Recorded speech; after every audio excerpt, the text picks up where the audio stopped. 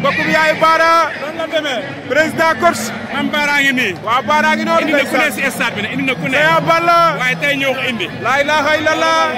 coach Baara ngi noonu. Imam Thierno. école technique Boy Seye. pare bu mag bi ànd ak Yobal Dolo Saya Balla. le grand champion.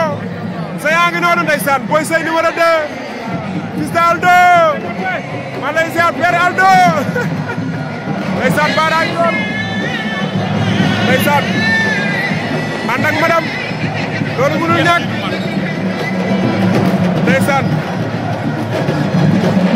Caatu Jamaay borom pot baay noonu taalibe bi ndeysaan doy rek Gosu Baara ngi noonu pare que combat bi yegsi na Badiane li nga def lan la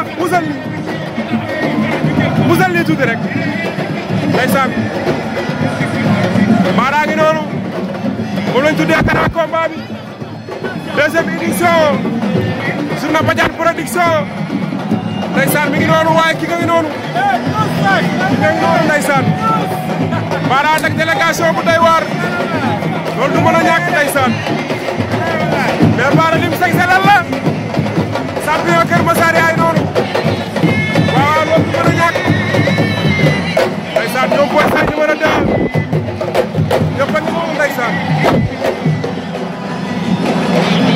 Père Ousmane Diouf tamit yegsi na ndeysaan mi ngi noonu Père Ousmane Diouf waaye Baara ngi noonu ak délégation bi def na mobilisation bu doy waar Saya Balla bu Jaxaay Saya na ko gars yi jël ndax mbër la Saya na ko gars yi jël dafa bopp ci làmb na ko gars yi jël mbër la champion la ndeysaan loolu du mën a ñàkk drapeau baa ngi noonu ndeysaan Boy Seye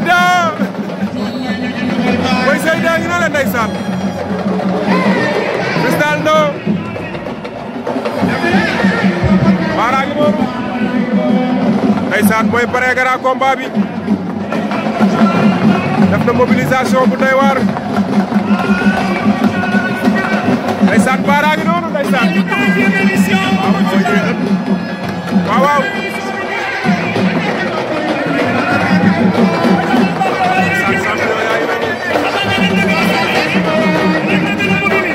Baara ngi noonu ndeysaan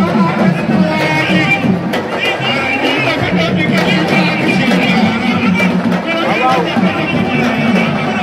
waaw loolu dëgg la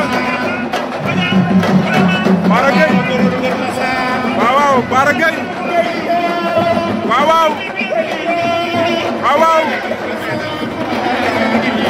ndeysaan loolu mënul ñàkk ndeysaan pour su école technique Boy Seye wallaay ndeysaan doy du nduroog piir de taalibe Serigne Babacar Sy la ndeysaan doo ko ci dabax maa lay ziar